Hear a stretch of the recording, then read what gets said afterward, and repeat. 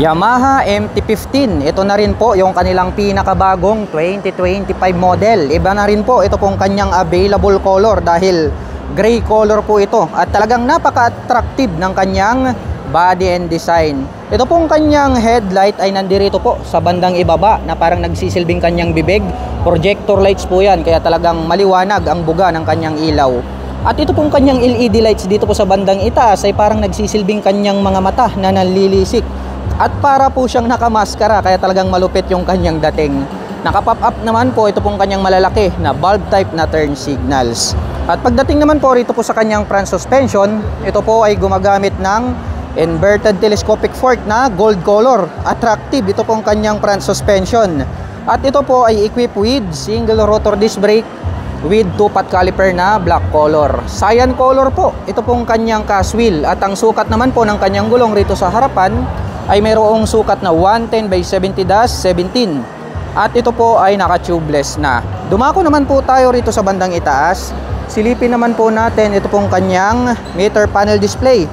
Naka-digital na po ito at mayroon po siyang light indicators dito sa magkabila. Mayroon din po siyang 2-button selector dito sa bandang ibaba. At ito po ay naka-naked handlebar na glossy black color. At pagdating naman po sa kanyang mga button selectors, mayroon po itong passing light, high beam and low beam, turn signal selector at ang kanyang horn. Habang dito naman po sa kabila, mayroon po itong engine kill switch at yung kanyang electric starter. Itim po ang kulay nitong kanyang mga handle grip at mayroon naman po siya ritong chrome color na end bar. At itim po itong kanyang clutch lever at ito pong kanyang front brake lever. At ito po pala ay gumagamit ng mechanical key para po rito sa kanyang ignition at mayroon na po itong shutter lock key for safety purposes. At ito pong kanyang fuel tank, ang astig ng kanyang dating, no, bruskong brusko. Naka-emboss tong part na to, may makikita po tayo rito na Yamaha logo. At dito po sa kanyang extension gas tank cover ay para po siyang V-shape design. At may makikita po tayo rito na lining na cyan color, black, tapos MT-15 in white color. Ito naman po yung kanyang Dark Side of Japan na decal. At dito po sa bandang harapan, ito ang astig, no. Nagkaroon pa siya rito ng honeycomb grill design na metal cover. At dito po sa bandang ibaba, nagkaroon siya ng extension dito na black color, nagkaroon ng butas, tas nagkaroon pa po siya rito ng alloy na MT na badge, which is more aggressive and then premium yung kanyang dating dahil sa kanyang MT badge. At ito pong kanyang fuel tip is gray color po siya dito sa middle. Combination po pala ito ng gray and then black color. At ito po pala ay mayroong fuel tank capacity na 14 liters. At mayroon naman po itong fuel consumption na 45 km per liter. Dito pong kanyang upuan is maporma din po yung kanyang dating. Para po siyang semi-big bike, no? Pero 155cc po siya. Black color po ito pong kanyang seat cover. Yung pagkakatahi, okay din naman. At mayroon po siyang belt dito sa gitna na kung saan ay pwedeng hawakan ng ating back rider. At meron po siyang winglet dito na gray color at may nakalagay naman po rito na decal na cyan at black color, and then may nakalagay na Yamaha.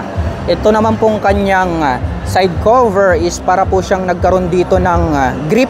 Black color po ito, tapos nagkaroon siya ng deep lines. At ito po ay mayroong 6-speed manual transmission. At ang kagandahan niyan, even ito pong kanilang 155cc ay meron na po itong sleeper clutch. At alloy naman po ito pong kanyang foot peg sa ating driver at back rider.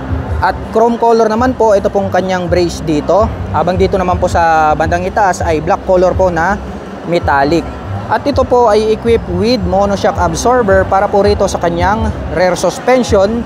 Yellow color naman po yung kanilang ginamit para po sa kanyang coil spring. At dito po pala sa bandang harapan, nagkaroon po siya rito ng engine guard na plastic, black color po siya, ang tutulis, no?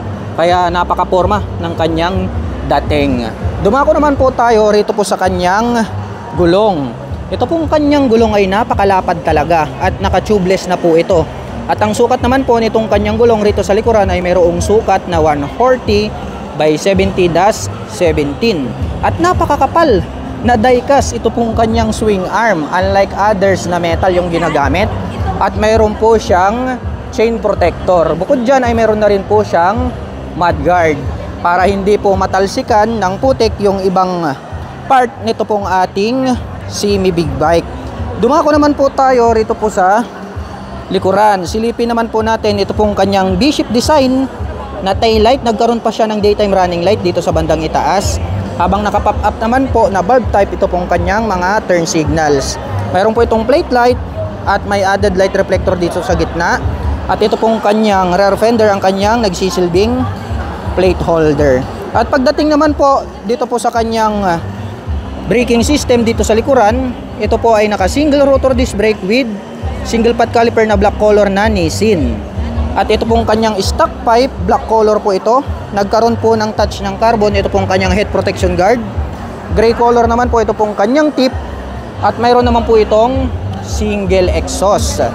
At chrome color din po ang kulay nito pong kanyang foot brake, no? Same na same dito sa kulay ng kanyang brace at ito pong kanyang mga foot pegs. Black color naman po ito pong kanyang engine cover at may naka-intact naman po rito na Yamaha. At pag-usapan naman po natin ang kanyang engine specifications. Ito po ay mayroong 155 cubic centimeter engine displacement. Naka single cylinder, single overhead cam, 4-stroke with 4 valve. At nakakapag-provide po ito ng maximum power na 14.2 kW at 10,000 RPM.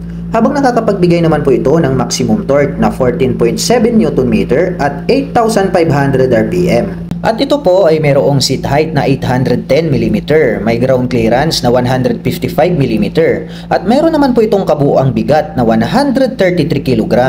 At ang presyo po ng Yamaha MT-15 ay nagkakahalaga po ito ng 180,000 pesos. At kung gusto mo naman pong kumuha ng hulugan ay kailangan mo pong mag-down payment ng 54,000 pesos.